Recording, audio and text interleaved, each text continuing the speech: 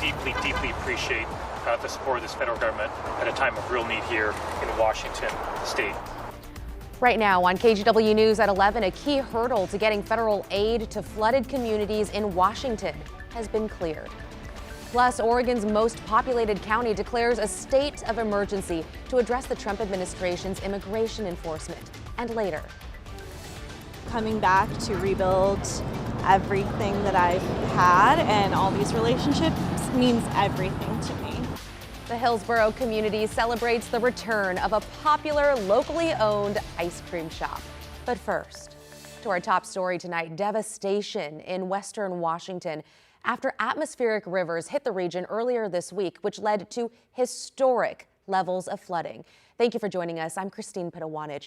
Officials say tonight floodwaters are receding, but the emergency is far from over. Alma McCarty has the latest.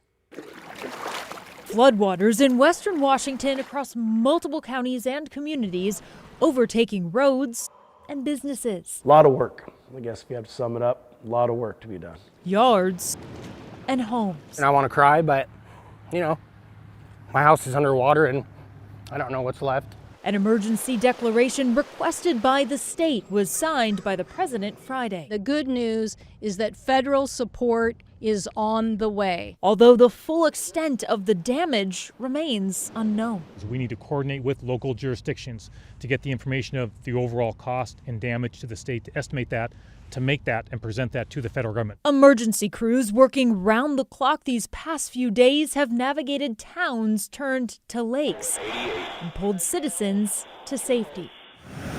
Oregonians answering the call to assist are already en route or on the ground. At the request of the Washington Emergency Management Division, the Oregon Department of Emergency Management deployed a 6-member swiftwater rescue team to help with the ongoing flood response efforts. Their 7-day mission began Thursday. And, if needed, emergency officials say some members of Oregon's National Guard are ready to deploy, and drone resources are available for aerial assessments.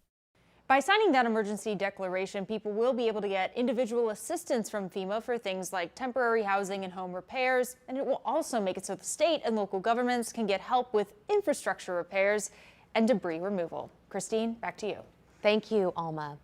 Let's bring in Chief Meteorologist Matt Zaffino now. Matt, how long is this break in the rain going to last? About another day, Christine. You can see on Doppler radar right now, western Washington, like western Oregon, largely dried out. We have had some spotty drizzle, but the rivers are getting a chance to breathe and expel all of that water out to the ocean. So things are improving right now, and tomorrow will be dry too, but after that, we begin to get back into rain. A little bit on Sunday, not a big deal, so that'll be another day of dry, but then, yes, we have another atmospheric river hitting the northwest on Monday. Now, this one won't hit as far north, so I don't think the brunt of it will be in western Washington, more like Oregon and southern Oregon. But look, it's a fast-moving system. That was Monday morning. By Monday afternoon, it's already down in Northern California, so this won't have near the impact that the ones that we had this week did. So again, it is going to rain again beginning Monday and continuing into Tuesday and Wednesday. And when you add that all up, then it becomes concerning, because look at these rainfall totals as we go through time.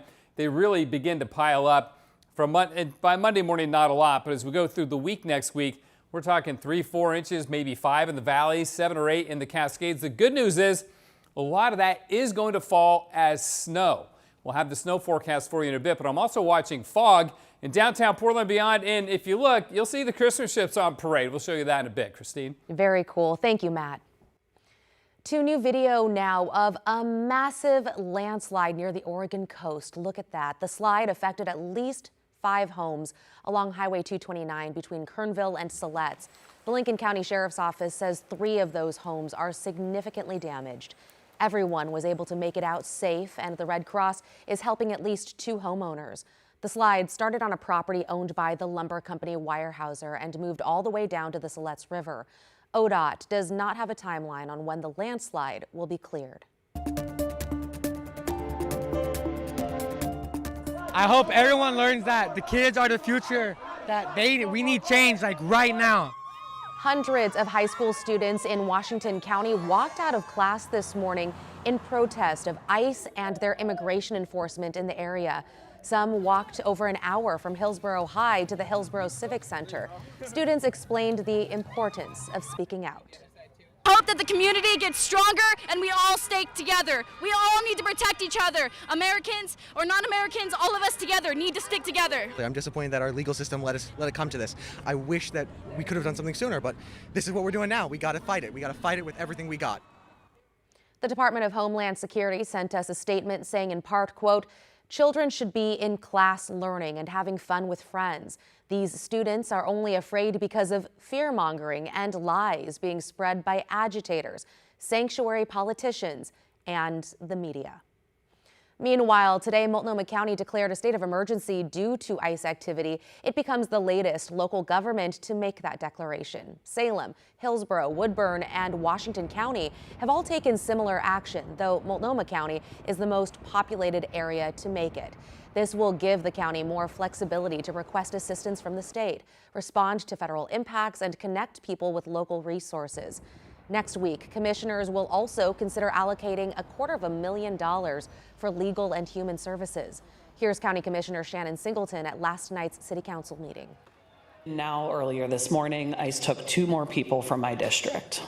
These are 2 more people taken from our community and invoking ongoing fear and sadness. As I know we are collectively in a protective mode, it's understandable that we feel this way, and during these times we need to focus on strengthening this precious safety net. Commissioner Singleton and County Chair Jessica Vega-Peterson also plan to introduce a resolution to bolster the county's sanctuary status. They will hold a virtual town hall and listening session on the proposed sanctuary policy updates on Monday. And this all comes as the Oregon Nurses Association speaks out about ICE agents at Legacy Emmanuel Hospital.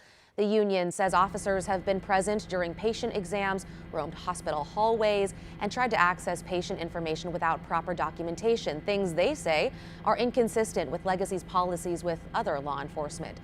Legacy, meantime, says the claims are incomplete and misleading, and that all law enforcement agencies are treated the same.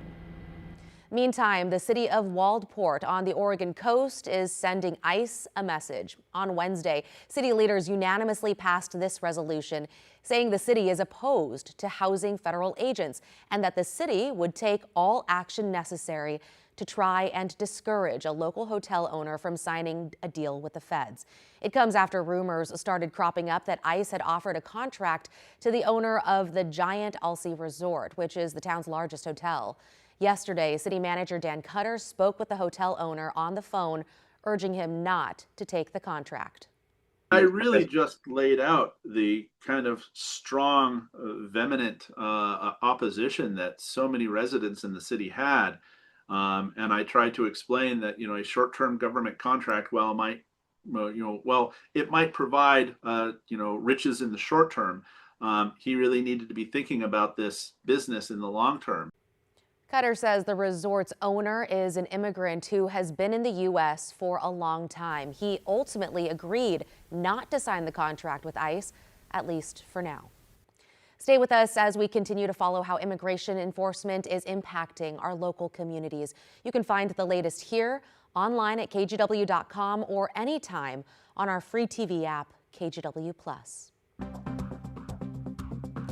Let's get you caught up now on tonight's other headlines. The man who headed up the U.S. military's operations in Latin America and the Caribbean Sea retired today. Admiral Alvin Holsey stepped down after less than a year leading U.S. Southern Command. His retirement comes after reports that he clashed with Defense Secretary Pete Hegseth over the recent controversial boat strikes in the Caribbean Sea.